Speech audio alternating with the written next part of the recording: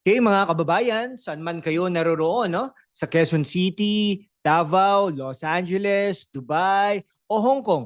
Maligayang pagbabalik sa ating channel, #WalkWithLan. Kung bago ka rito, i-click mo na ang subscribe button dahil layunin natin ang 100,000 subscribers. Ngayon, diretso sa usapan. Attorney Topacio to Justice Carpio. Palpak ka pa rin. Ouch! Isang abogado na kilala sa kanyang matapang na bibig laban sa isang dating Supreme Court Justice na hinirang bilang isa sa pinakamahusay na hukom ng Pilipinas. Ano ang ganap? Bakit ganito ang laban at sino ang tunay na palpak dito? Sa episode na ito, aalamin natin ang laman ng sigaw ni Attorney Ferdinand Topacio laban kay Justice Antonio Carpio, isang kontrobersyal na laban na puno ng politika, personal na away at malalim na usapin ng batas.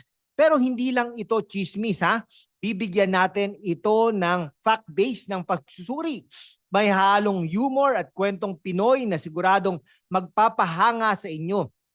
Lalo na sa mga OFW natin sa Saudi, Singapore, Canada at iba pang sulok ng mundo. Kaya i-like, i-comment at i-share at mag-super thanks na rin please para suportahan ang content natin.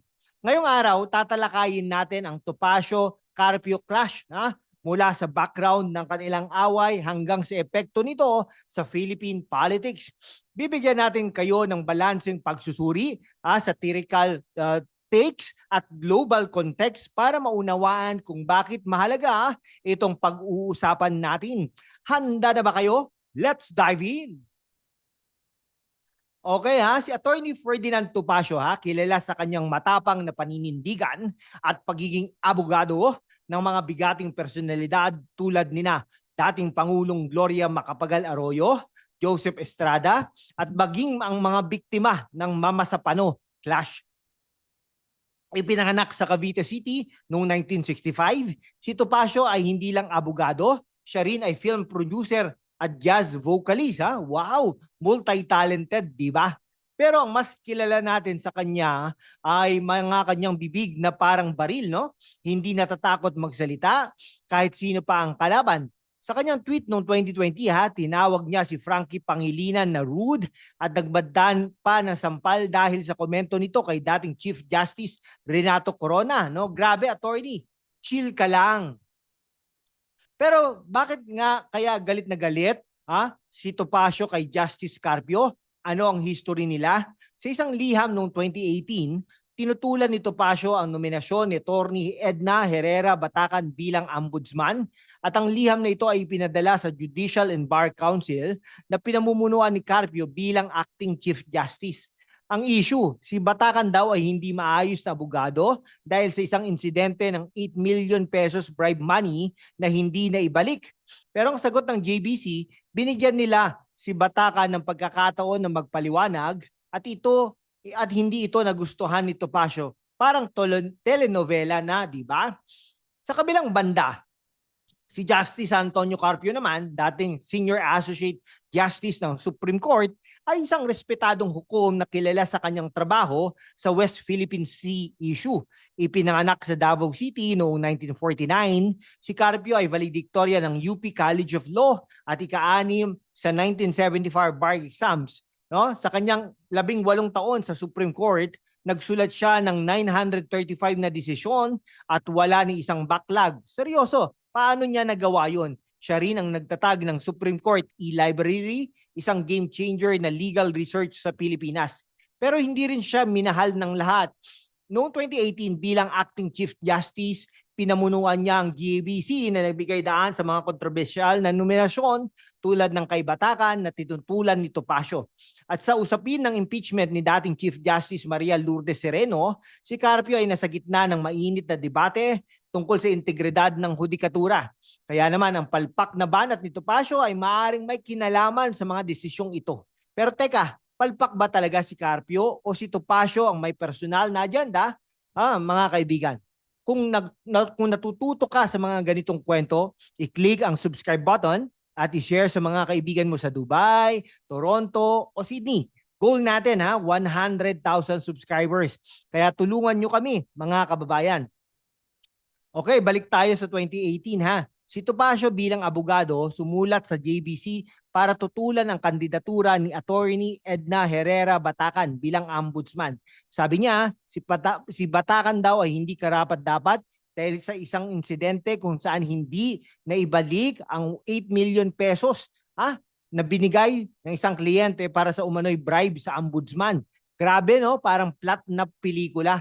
Pero ang JBC sa ilalim ni Carpio, hindi agad tinanggihan si Batacan. Sa halip, binigyan nila ito ng pagkakataon na magpaliwanag ayon sa kanilang rules. Dito nagsimula ang tensyon. Para kay Topacio, ang desisyong ito ay palpak dahil hindi agad diniklara ang kandidatura, dinikwala ang kandidatura ni Batacan. Pero sa kabilang banda, hindi ba tama rin ang ginawa ng JBC? Ang pagbibigay ng due process ay bahagi ng kanilang mandato. Kaya naman ang tanong, si Topacio ba ang may point o si Carpio ang mas tama sa kanyang legal na pananaw? Kung iisipin natin, parang boxing match ito. Sa isang sulok, si Topacio ang abogado na parang si Manny Pacquiao, suntok agad. Walang preno, no? Sa kabilang banda, si Carpio ang kalmadong hukom na parang chess grandmaster, laging may diskarte. Pero teka, kung palpak daw si Carpio, bakit siyang may 935 na desisyon na walang backlog?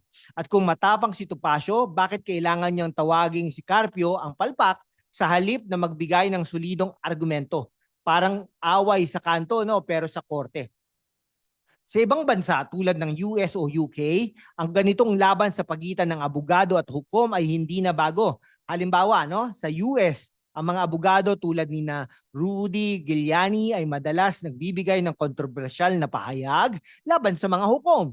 Pero sa Pilipinas, mas personal ang laban. Parang chismis sa barangay na dinadala sa national stage. Ang isyong ito ay nagpapakita ng mas malalim na problema sa ating hudikatura, no? Paano ba natin hinintay ang katarungan kung ang mga abogado at hukom ay nagbabangayan sa publiko? Kung nag-i-enjoy kayo sa ating pagsusuri, i-comment mo yan sa baba. Sino ang palpak para sa iyo? Si Topacio o si Carpio? No? Huwag kalimutan mag-super thanks din please, lalo na kayong nasa Qatar, Japan at Australia para mas marami pa tayong maiproduce na ganitong content. Isang malaking issue kung saan napasok si Carpio at ang impeachment ni dating Chief Justice Maria Lourdes Sereno noong 2018. Si Sereno ay tinanggal sa pwesto sa pamamagitan ng isang co-warranto petition, isang desisyong kwestiyon ng marami dahil ito ay hindi ang tradisyonal na impeachment process.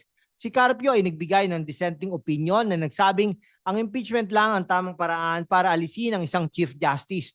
Pero para sa mga kritiko tulad ni Topacio, ang posisyon ni Carpio ay maaring nagbigay daan sa mas maraming kontrobersyal sa hudikatura.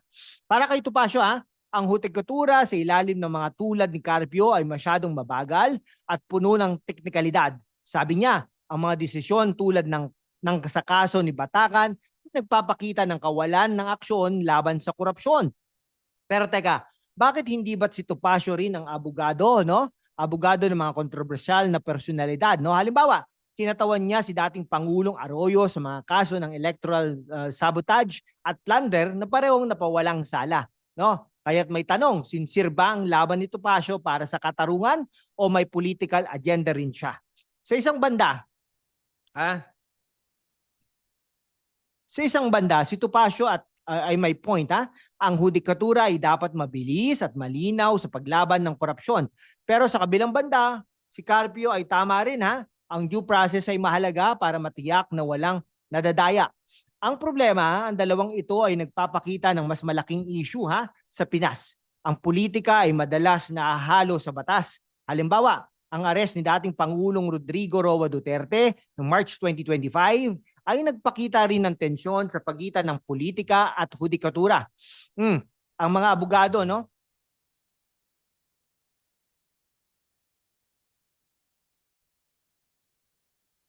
Yung aresto ni dating Pangulong Rodrigo Roa Duterte noong March 2025 ay nagpakita rin ng tensyon sa pagitan ng politika at hudikatura, no? Ang mga abogado, no? Ang mga abogado tulad ni Topacio ay madalas nasa gitna ng ganitong laban, habang mga hukom tulad ni Carpio ay kailangan magbalanse ng integridad at publiko opinyon, no? Kung ikaw si Topacio, parang ikaw yung tipong magpo-post sa X, no? Ng justice delayed is justice denied. Tapos magpapapakain ng adobo sa press con. Pero si Carpio, siya yung tipong magsusulat ng 50 pages na dissenting opinion habang umiinom ng kape si Starbucks. So sino ang panalo? Ewan. Pero ang siguradong talo, kaming mga Pinoy na nahihilo sa kanilang bangayan. Ay, mga kabataan sa Quezon City, Cebu o kahit sa Los Angeles, pakinggan ninyo ito.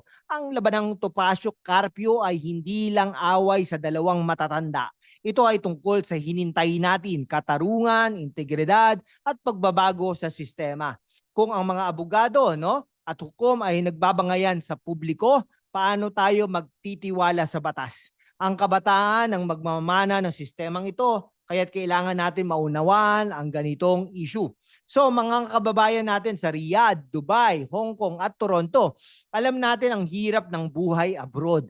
Pero mga ganitong issue sa Pinas ay may epekto rin sa inyo ha. Halimbawa, ang mga desisyon sa hudikatura ay maaring makakaapekto sa ekonomiya, sa mga batas tungkol sa OFW rights at maging remittance policies. Kung palpak ang sistema, kayo rin ang maapektuhan, kaya't mahalagang manatiling updated at suportahan ang mga channel tulad nito para mas maunawaan ang politika sa Pilipinas.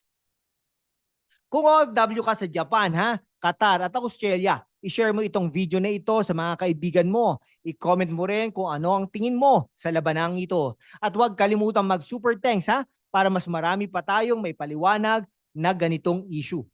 O kaya't ano ang natutunan natin ngayon? Una, ang labanang Topacio Carpio ay hindi lang personal na away.